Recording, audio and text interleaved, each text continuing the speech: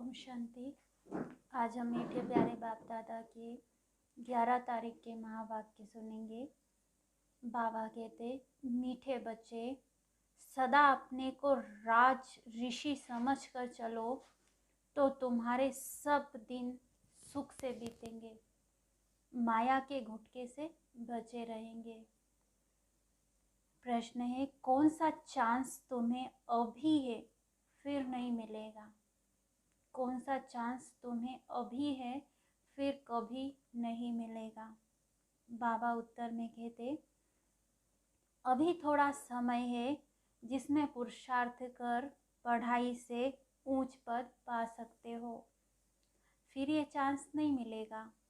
यह जीवन बड़ा दुर्लभ है, इसलिए कभी ये ख्याल नहीं आना चाहिए कि जल्दी मरे तो छूटे।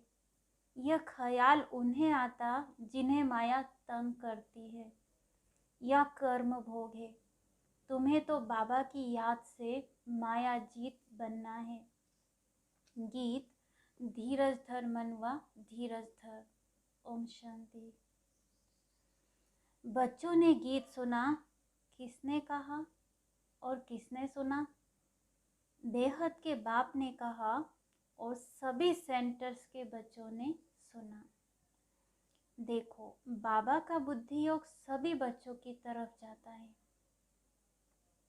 सभी सेंटर्स के जो भी ब्राह्मण कुलभूषण व स्वदर्शन चक्रधारी अथवा राज ऋषि बच्चे हैं, उन बच्चों को यह भी स्मृति में रहना चाहिए कि हम राज ऋषि हैं, राजाई के लिए पुरुषार्थ कर रहे हैं। जिस राज्य में देखो तो सदैव सुख के दिन व्यतीत होते हैं। कलयुग में तो सुख के दिन बीतते ही नहीं। तुम जो राज ऋषि हो, तुम्हारे भी सुख के दिन यहाँ बीतने चाहिए। अगर बच्चे अपने को राज ऋषि समझते हैं और निश्चय अटल अडोल कायम है, तो नहीं तो घड़ी घड़ी भूल जाने से माया के घुटके बहुत आते हैं। बच्चे जानते हैं कि हम बाबा से राजयोग सीख सदा सुख का वर्षा ले रहे हैं अथवा नर से नारायण बन रहे हैं। सो तो सिवाय परमपिता परमात्मा के कोई बना ना सके। परमपिता परमात्मा जब कहा जाता है तो किसी साकार व आकार की तरह बुद्धि नहीं जाती। निराकार बाप को ही याद करते हैं। बाप धीरज देते हैं, बच्चे बाकी थोड़े रोज है। यह कलयुग नर्क बदल स्वर्ग होगा। हेवन की स्थापना, हेल का विनाश तो गाया हुआ है। भगवान स्वयं बैठ राजयोग सिखाते हैं। कोई भी मनुष्य चाहे हेल का चाहे हेवन का हो, राजयोग सिखला ना सके। बच्चे जानते हैं हम ब्रह्मा मुख वंशावली ब्राह्मण कुलभूषण ही स्वदर्शन चक्रधारी हैं। हम आत्माओं को सृष्टि चक्र की नॉलेज है, देवता ये नहीं जानते। स्वदर्शन चक्र श्री कृष्ण को व विष्णु को क्यों दिया है? क्योंकि तुम ब्राह्मण अभी संपूर्ण नहीं बने हो, नीचे ऊपर होते रहते हो। यह स्वदर्शन चक्र निशानी है फाइनल की। आज तुम स्वदर्शन चक्र फिराते हो, कल माया से हार खाकर गिर पड़ते हो तो तुमको अलंकार कैसे दे सकते? स्वदर्शन चक्र तो स्थायी चाहिए, इसलिए विष्णु को दिखाते हैं। ये बहुत गुह्य बातें हैं। जहाँ भी विष्णु का मंदिर हो व कोई भी स्वदर्शन चक्रधारी का मंदिर हो तो वहाँ जाकर तुम समझा सकते हो। श्री कृष्ण को भी स्वदर्शन चक्र देते हैं। राधे कृष्ण युगल के चित्र में स्वदर्शन चक्र नहीं देते हैं।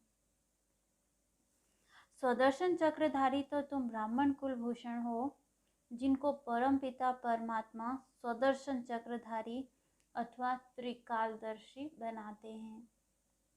वही जब देवता बनते हैं तो उन्हों को त्रिनेत्री, त्रिकालदर्शी, त्रिलोकीनाथ नहीं कह सकते। क्यों? क्योंकि अभी तो हम स्वर्ग की सीढ़ी ऊपर चढ़ते हैं।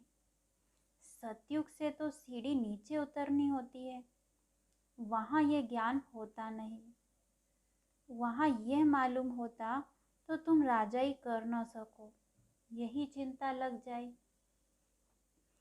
तो अब बाबा बच्चों को धीरज देते हैं कि घबराओ मत, माया पर जीत पानी है। माया के तूफान आएंगे जरूर, विघ्न पड़ेंगे, इसका इलाज है योग में रहो। माया योग भी तोड़ेगी, परंतु पुरुषार्थ कर योग में रहना है। जो योग में रहेंगे तो उनकी आयु भी बढ़ेगी। जितनी आयु बड़ी होगी उतना अंत तक बाप से योग लगाए वर्षा लेंगे। योग से तंदुरुस्ती को भी ठीक करना है। इसलिए बाबा कहते योगी भव, निरंतर मुझे याद करो। जितना पुरुषार्थ करेंगे उतना स्वर्ग में प्रारब्ध पाएंगे। तो बाबा कहते बच्चे योग में रहो तो तुम्हारे विकर्म विनाश होंगे। बाकी थोड़ा समय है।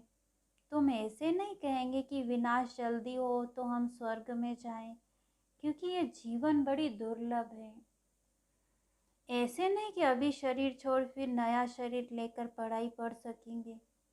बाल अवस्था में ही होगा तो विनाश आरंभ हो जाएगा। बालिग भी नहीं बन सकेगा, क्योंकि इसमें छोटे बड़े सबका विनाश होने वाला है।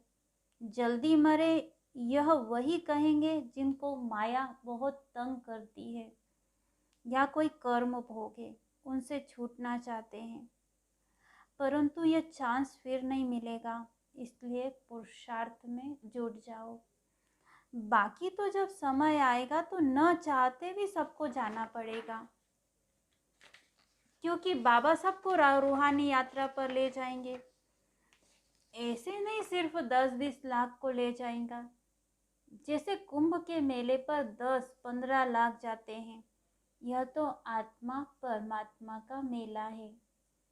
बाबा स्वयं पंडा बनकर लेने आए हैं। इनके पिछाड़ी तो अनगिनत आत्माएं जाएंगी, परंतु ऐसे भी नहीं कि सब जल्दी जाएंगे।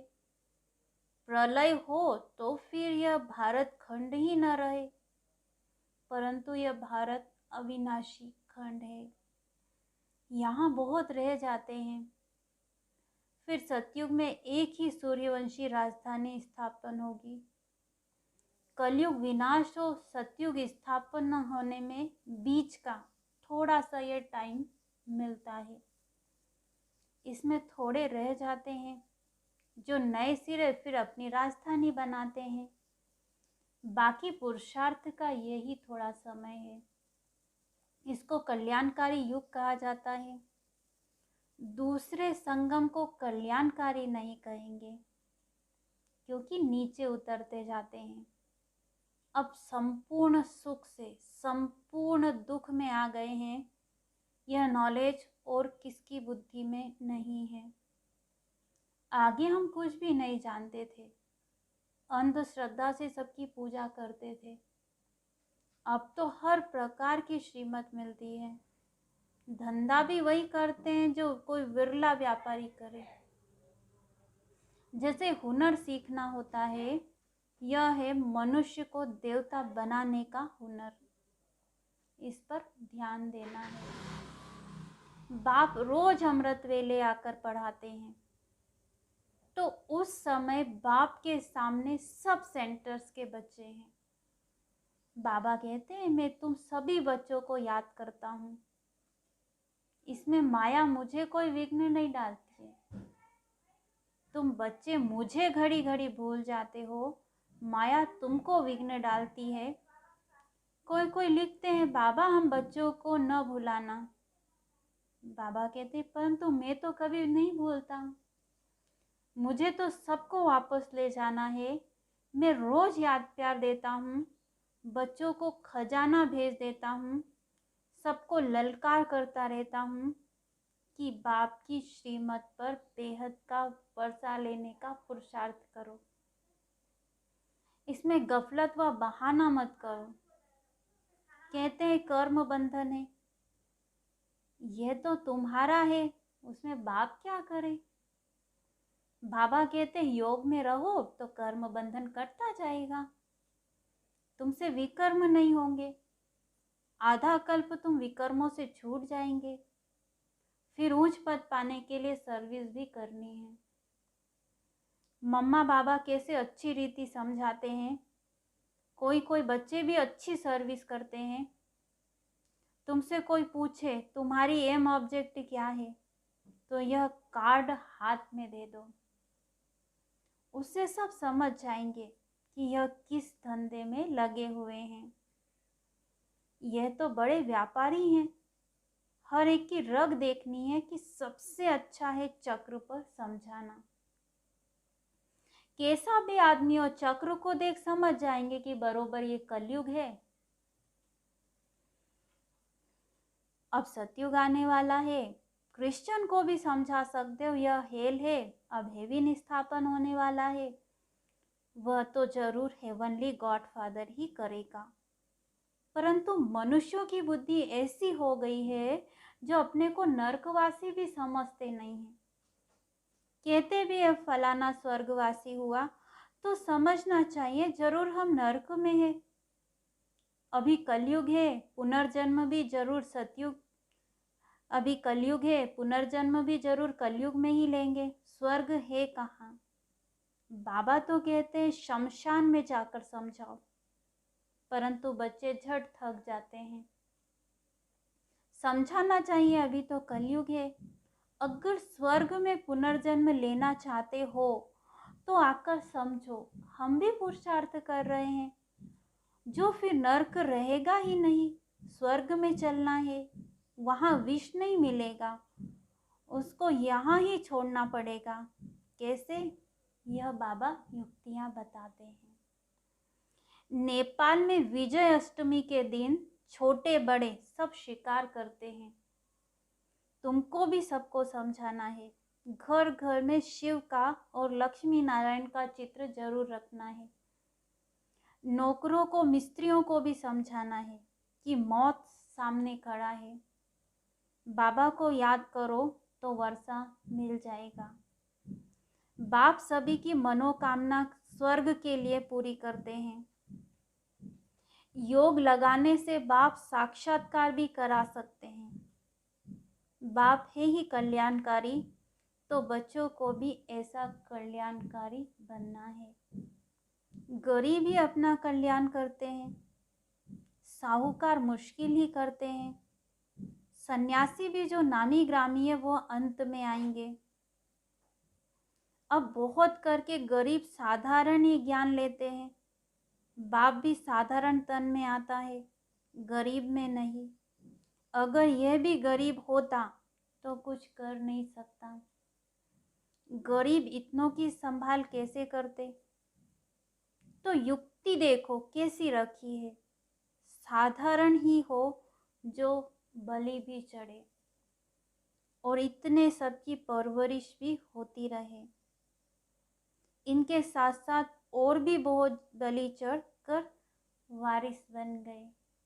अच्छा, बाबा ने फिर याद प्यार दिया। मीठे मीठे सिकी लधे बच्चों प्रति माता पिता बाप दादा का याद प्यार और गुड मॉर्निंग।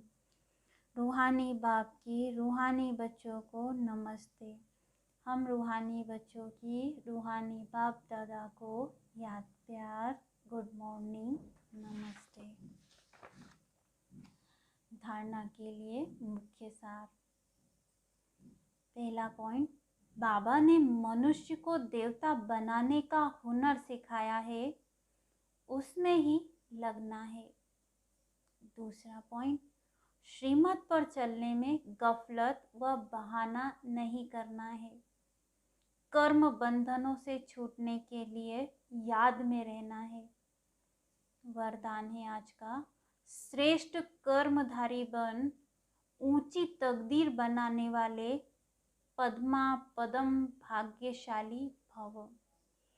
श्रेष्ठ कर्मधारी बन ऊंची तकदीर बनाने वाले पद्मा पदम भाग्यशाली भव। जिसके जितने श्रेष्ठ कर्म है उसकी तकदीर की लकीर उतनी लंबी और स्पष्ट है। जिसके जितने कर्म श्रेष्ठ है उसकी तकदीर की लकीर उतनी लंबी और स्पष्ट है। तकदीर बनाने का साधन है ही श्रेष्ठ कर्म। तो श्रेष्ठ कर्मधारी बनो और पद्मा पदम भाग्यशाली की तकदीर प्राप्त करो। लेकिन श्रेष्ठ कर्म का आधार है श्रेष्ठ स्मृति। श्रेष्ठ से श्रेष्ठ बाप की स्मृति में रहने से ही श्रेष्ठ कर्म होंगे। इसलिए जितना चाहो उतना भाग्य की लंबी लकीर खींच लो। इस एक जन्म में अनेक जन्मों की तकदीर बन सकती है। स्लोगन: अपने संतुष्टता की पर्सनालिटी द्वारा अनेकों को संतुष्ट करना ही संतुष्ट मणि बनना है। अपने संतुष्टता की पर्सनालिटी द्वारा अनेकों को संतुष्ट करना ही संतुष्ट मणि बनना है। मातेश्वरी जी के अनमोल महावाक्य सुनेंगे अब। यह जो मनुष्य गीत गाते हैं, ओ गीता के भगवान अपना वचन निभाने आ जाओ। अब वो स्वयं गीता का भगवान अपना कल्प पहले वाला वचन पालन करने के लिए आया है और कहते हैं, बच्चे, जब भारत पर अति धर्म ग्लानि होती है तब मैं इस समय अपना अंजाम पालन करने अर्थात वायदा निभाने के लिए अवश्य आता हूँ। अब मेरे आने का यह मतलब नहीं कि मैं कोई युगे युगे आता हूँ। सभी युगों में तो कोई धर्म ग्लानि नहीं होती। धर्म ग्लानि होती ही है कलयुग में। तो मानो परमात्मा कलयुग के समय आता है और कलयुग फिर कल्प कल्प आता है, तो मानो मैं कल्प कल्प आता हूँ। कल्प में फिर 4 युग हैं, इसको ही कल्प कहते हैं। आधा कल्प सतयुग त्रेता में सतोगुण सतो प्रधान है, वहां परमात्मा के आने की कोई जरूरत नहीं। और फिर तीसरा द्वापर युग से तो फिर दूसरे धर्मों की शुरुआत है। उस समय भी अति धर्म ग्लानि नहीं है। इससे सिद्ध है कि परमात्मा तीनों युगों में तो आता ही नहीं है। बाकी रहा कलयुग, उसके अंत में अति धर्म ग्लानि होती है। उसी समय परमात्मा आए, अधर्म विनाश कर सद्धर्म की स्थापना करते हैं। अगर द्वापर में आया होता तो फिर द्वापर के बाद तो अब सतयुग होना चाहिए, फिर कलयुग क्यों? ऐसे तो नहीं कहेंगे कि परमात्मा ने घोर कलयुग की स्थापना की। अब ये तो बात हो नहीं सकती। इसलिए परमात्मा कहते, मैं एक हूँ और एक ही बार आकर अधर्म का कलयुग का विनाश कर सतयुग की स्थापना करता हूँ। तो मेरे आने का समय संगम युग है। मनुष्य आत्माओं की किस्मत बनाने वाला और किस्मत बिगाड़ने वाला कौन है? हम ऐसे नहीं कहेंगे कि किस्मत बनाने वाला बिगाड़ने वाला वही परमात्मा है। बाकी यह जरूर है कि किस्मत को बनाने वाला परमात्मा है और किस्मत को बिगाड़ने वाला खुद मनुष्य है। अब यह किस्मत बने कैसे और फिर गिरे कैसे, इस पर समझाया जाता है। मनुष्य जब अपने को जानते हैं और पवित्र बनते हैं तो फिर से वो बिगड़ी हुई तकदीर को बना लेते हैं। अब जब हम बिगड़ी हुई तकदीर कहते हैं तो इससे साबित है कि कोई समय अपनी तकदीर बनी हुई थी जो फिर बिगड़ गई है। अब वही फिर बिगड़ी तकदीर को परमात्मा आकर खुद बनाते हैं। अब कोई कहे परमात्मा खुद तो निराकार है, तो वो तकदीर को कैसे बनाएंगे? इस पर समझाया जाता है निराकार परमात्मा कैसे साकार ब्रह्मा तन द्वारा अविनाशी नॉलेज द्वारा हमारी बिगड़ी हुई तकदीर को बनाते हैं। अब यह नॉलेज देना परमात्मा का काम है। बाकी मनुष्य आत्माएं एक दो की तकदीर को नहीं जगा सकती। तकदीर को जगाने वाला एक ही परमात्मा है, तभी तो उनका यादगार मंदिर कायम है। अच्छा, ओम शांति। अव्यक्त इशारे के पॉइंट है आज के। जो प्रतिज्ञा की जाती है उसको पूर्ण करने के लिए पावर भी चाहिए। कितना भी सहन करना पड़े, सामना करना पड़े, लेकिन प्रतिज्ञा को पूरा करना ही है। भल सारे विश्व की आत्माएं मिलकर प्रतिज्ञा से हटाने की कोशिश करें तो भी प्रतिज्ञा से नहीं हटेंगे, लेकिन सामना करके संपूर्ण बन करके ही दिखाएंगे। ऐसी प्रतिज्ञा करने वालों का ही यादगार अचल घर है। अच्छा, ओम शांति।